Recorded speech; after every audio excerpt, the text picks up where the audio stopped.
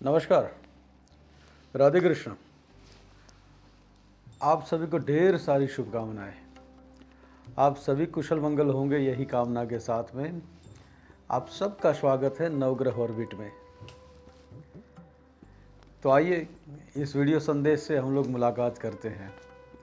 वैसे आप सबसे काफ़ी दिनों से हमारी बात नहीं हुई है, तो और आज तो बनता भी है ना हम सबका बात करना, क्योंकि काफ़ी सालों के बाद में ऐसा हो रहा है कि गुरु पूर्णिमा के अवसर पर हम और आप साथ में नहीं हैं। तो सबसे पहले तो आपसे क्षमा चाहता हूँ कि इस बार गुरु पूर्णिमा पे हम और आप प्रत्यक्ष मुलाकात नहीं कर पा रहे हैं। जिस उत्सव को, जिस व्यास पूर्णिमा को हम लोग प्रतिवर्ष इतने आनंद से मनाते हैं, दमन की भूमि पे, जो मैं हमेशा कहता हूँ देवभूमि दमन, उस पर हम लोग जमा होते हैं और सद्गुरु भगवान का पूजन करते हैं।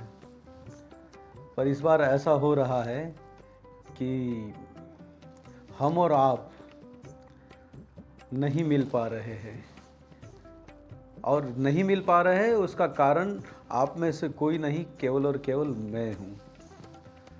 तो बनता है मेरा भी क्षमा मांगना। तो आप सब से और आप सबके हृदय में विराजमान ठाकुर जी से क्षमा चाहता हूँ कि व्यास पूर्णिमा यानी गुरु पूर्णिमा के दिन हम उपस्थित नहीं हो पाए और आप सबसे मिल नहीं पाए। व्यास पूर्णिमा हम लोग प्रति वर्ष मिलकर मनाते हैं, व्यास जी को याद करते हैं और हम सब अपने अपने गुरुदेव की पूजा करते हैं। और जो आप सब हमसे जुड़े हुए हैं, मैंने हमेशा कहा है, आप सब मेरे शिष्य हैं, लेकिन मैंने हमेशा आप सबको अपना मित्र कहा है। तो आप सबसे मिलने का यही तो दिन होता है, लेकिन नहीं मिल पा रहे हैं।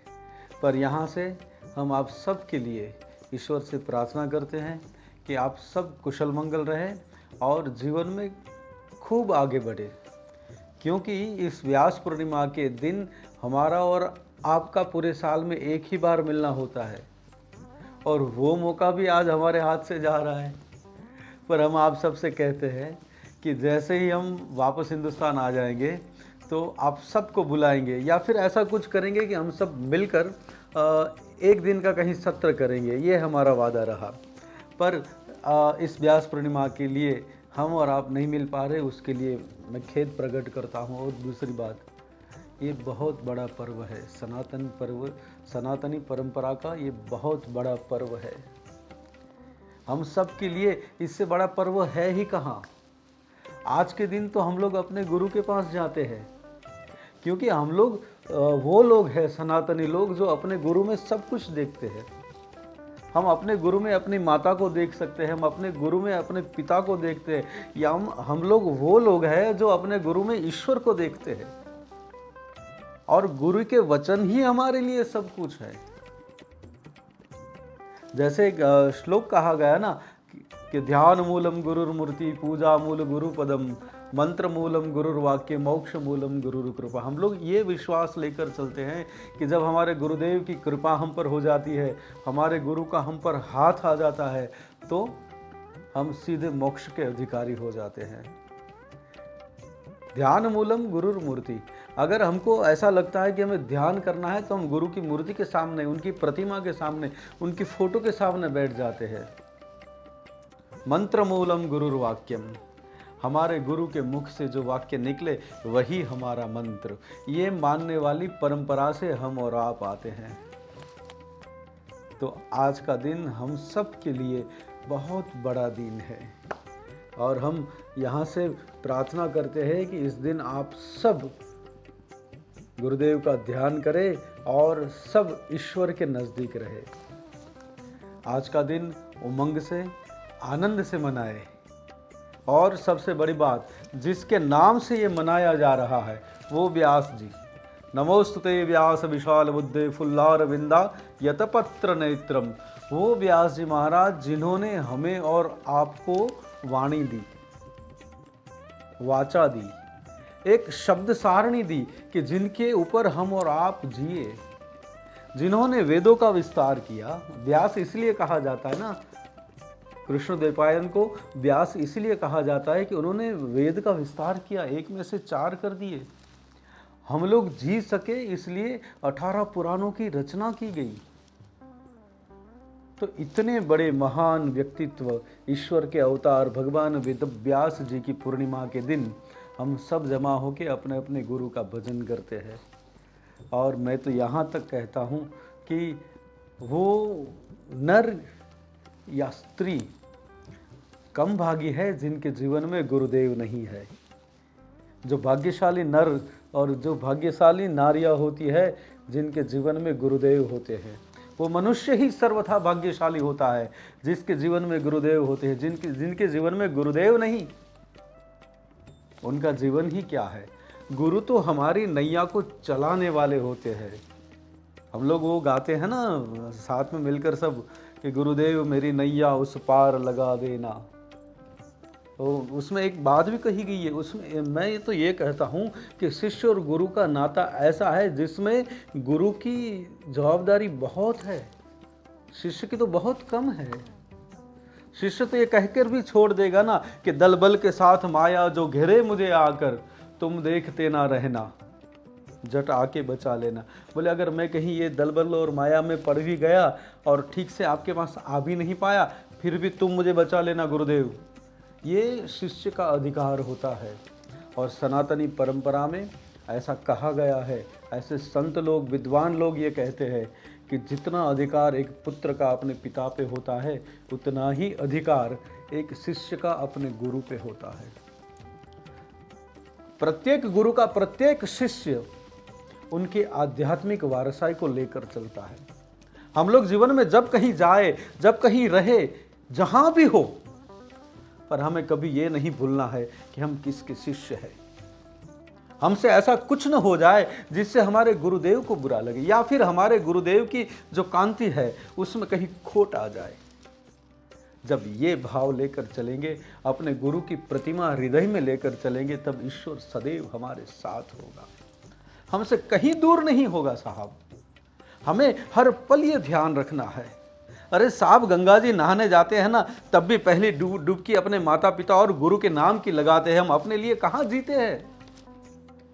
हम सनातनी लोग हैं, हम अपने लिए नहीं जीते, अपने माता पिता के संस्कार और गुरु की विद्या पे जीने वाले लोग हैं।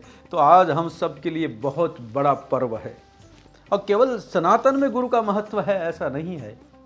आप देखिए साहब, सिख संप्रदाय में गुरुओं की सेवा होती है। सिख संप्रदाय में ऐसा कहा गया ना कि गुरु मिला तो सब मिला, और मिला न कोई, सुतदारा और लक्ष्मी वा पापी जन घर होई। सिख संप्रदाय तो गुरु को बहुत मानता है ना, उसमें तो गुरुओं के लिए बहुत कुछ कहा गया है साहब। एक सिख संप्रदाय के कोई संत थे या शायद कोई कवि रहे, उन्होंने बहुत अच्छा लिखा है कि मुझे और कुछ नहीं चाहिए, केवल मेरे गुरुदेव की कृपा चाहिए। उन्होंने विधाता को चिट्ठी लिखी कि लिखन वालिए तू हो के दयाल, लिख दे मेरे दिल विच गुरु दा प्यार लिख दे। आगे लिखते हैं और भगवान से कहते हैं, ईश्वर से कहते हैं कि अगर विधाता, अगर कहीं मेरा दूसरा जन्म है, मैं फिर से अगर कहीं इस पृथ्वी पे प्रकट होने वाला हूं, तो मेरे भाग्य में तुम्हें क्या लिखना है? तो विधाता को कहता है कि मेरे भाग्य में, मेरे नसीब में मेरे गुरु की सेवा लिख दीजिए। हथा विच लिख दे सेवा गुरु दी, अखा विच गुरु दा दीदार लिख दे। मेरे हाथों में मेरे गुरुदेव की सेवा लिख दीजिए, मेरी आंखों में मेरे गुरुदेव का नित्य दर्शन लिख दीजिए साहब। और आगे लिखते हैं कि महाराज ये जो लिखा है वो ऊपर देने के लिए लिखा है, और अभी जो लिख रहा हूँ ना वो तुम्हें नहीं देना है। अब जो मैंने आगे लिखा है वो अगर तुम नहीं भी दोगे और जन्म दे दोगे तो चल जाएगा, लेकिन अब के जो लिख रहा हूँ वो आपको हमें नहीं देना है। और अगर ये सब करने वाले हो, देने वाले हो, तो जन्म ही मत देना। तो क्या नहीं देना है? ऐसा कहा, एक न लिख मेरा गुरुदा बिछोड़ा, एक न लिख मेरे गुरुदा बिछोड़ा, और चाहे दुखा दा पहाड़ लिख दे। क्या कहता है ये फकीर संत? ये कह रहा है कि मेरे हाथों में मेरे गुरुदेव की सेवा लिख दीजिए, मेरी आंखों में मेरे गुरुदेव का दीदार लिख दीजिए। और दूसरी एक बात लिख लीजिए, क्या? तो कि हमें क्या नहीं देना है? तो कि एक न लिख मेरे गुरुदा बिछोड़ा। विधाता मेरे भाग्य में ऐसा नहीं लिखना कि मेरे गुरु मुझसे अलग हो जाए, मेरे गुरु मुझसे दूर हो जाए। तुम कहीं दुखों का पहाड़ लिख दोगे ना, तब वो चल जाएगा, लेकिन मेरे गुरु मुझसे अलग हो जाए, ये मुझसे नहीं चलेगा। तो इतना बड़ा दिन है आज हम सब के लिए, उस गुरु की सेवा के लिए, उस गुरु के ध्यान के लिए, उस गुरु के ममत्व के लिए, उस गुरु के प्रेम के लिए आज का दिन है। जिस गुरु ने हमको जीना सिखाया, जिस गुरु ने पल पल हमारे जीवन को संवारने की कोशिश करी। ये ज़रूरी नहीं है साहब कि हम रोज़ अपने गुरुदेव से मिले, और ये भी ज़रूरी नहीं है कि जब हम अपने गुरुदेव से मिले ना तब बहुत जल्दी जल्दी हार तोड़े कर ले, ये हो जाए, बहुत ये सब नहीं मायने रखता। ज़रूरी ये है कि जब आपके जीवन में आपके गुरुदेव आए और प्रत्यक्ष जब आपसे उनकी मुलाकात हो, तब आप उनके साथ में बैठे, उनसे बातचीत करें और अपने गुरुदेव से पूछे कि चित्त वृत्ति सब शांत है, आप प्रसन्न है, और आपके गुरुदेव आपको पूछे। ये ज़रूरी है। हमारे यहाँ देखा गया है कि जैसे गुरुदेव आते हैं ना तो हड़बड़ाहट बहुत हो जाती है। ये हड़बड़ाहट नहीं करनी चाहिए, बस प्रेम से मिलिए अपने गुरुदेव से, भाव से मिलिए, और जैसे आपके ही जीवन के अंगत कोई व्यक्ति को आप मिल रहे हैं, उस भाव से मिलिए। और आप सभी को इस पावन पर्व की ढेर सारी शुभकामनाएं देते हैं। हम ईश्वर से कामना करेंगे आप अपने जीवन में सफल हो, सुरक्षित रहो, और आगे से प्रयास करेंगे कि ऐसे बड़े पावन अवसर पे हम आपसे दूर ना रहे। कोशिश करेंगे कि आगे से गुरु पूर्णिमा के दिन हम आपके साथ ही हो। बस केवल इस वर्ष के लिए हमें माफ़ी दे दीजिए, हम आपसे नहीं मिल पा रहे।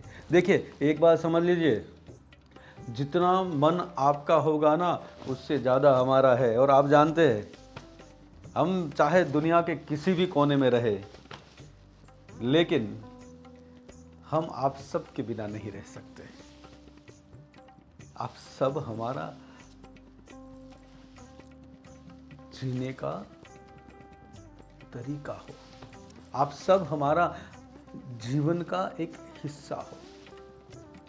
अगर हमारे जीवन में से आप लोग से मिलना जुलना निकल जाए ना, तो फिर हमारे जीवन में कुछ बचता ही नहीं है। तो हम बिल्कुल प्रयास नहीं, हम आपसे ये वादा करते हैं, हम आपसे वचन देते हैं कि बस अब की बार छोड़ दीजिए। हम अगली बार ऐसा नहीं होने देंगे कि गुरु पूर्णिमा का दिन हो और हम आपके साथ न हो, ऐसा बिल्कुल ना होने देंगे। देखिए, ईश्वर की मर्जी की बात है, पर हम इतना प्रयास करेंगे कि गुरु पूर्णिमा के दिन हम आपके साथ ही हो। तो भगवान द्वारिकानाथ से ढेर सारी प्रार्थना करते हैं कि आप सब कुशल मंगल रहे, और बहुत जल्दी से हम आप लोग से मिले। देखिए, स्मृतियों में तो बहुत कुछ आ जाता है। हाँ, वैसे एक प्रतिवर्ष की स्मृतियाँ हो जाती है ऐसे कि भाई आप लोग तैयारी कर रहे हैं और वहाँ से फ़ोन कर रहे हैं दमन से, और ये यहाँ से लोग सब देखने के लिए व्यवस्था आ रहे हैं, और सब कहीं थोड़ी थोड़ी बारिश हो रही है और आप सबका सत्संग चल रहा है। ये सब मानसिक दृश्य हमारे मन में खड़ा हो रहा है, और अनुभूति भी हो रही है कि हम यहाँ अकेले हैं आप सबके बिना। अब ज़्यादा हो जाएगा, अब रहने दीजिए। पर इतना कहते हैं कि आप सब हम में आस्था रखते हैं। जितनी आस्था आप सब ने हम में रखी है, उतनी ही आस्था हमारी आप सब में है। भगवान राघवेंद्र सरकार, द्वारिकानाथ और चंद्रमौली सदैव आप लोगों के साथ रहे, और आपके जीवन पर कोई परेशानी न आए, ये प्रार्थना हम करते हैं। और इस व्यास पूर्णिमा की, इस गुरु पूर्णिमा की आप सबको ढेर सारी शुभकामनाएं। आप लोग जहाँ भी हो वहीं पर अपने हिसाब से गुरु पूर्णिमा का महोत्सव मनाइए और हो सके उतना आज का दिन ईश्वर के नज़दीक रहिए। आज के लिए इतना ही, फिर आप सबसे जल्दी भेंट करता हूँ। और एक बार कहता हूँ कि आपसे प्रत्यक्ष नहीं मिल पाया हूँ, इसलिए क्षमा चाहता हूँ, पर बहुत ही जल्दी आप सबके बीच उपस्थित होऊंगा। राधे कृष्णा। आप सब अपना ध्यान रखिए, सुरक्षित रहिए। नमस्कार। राधे कृष्णा।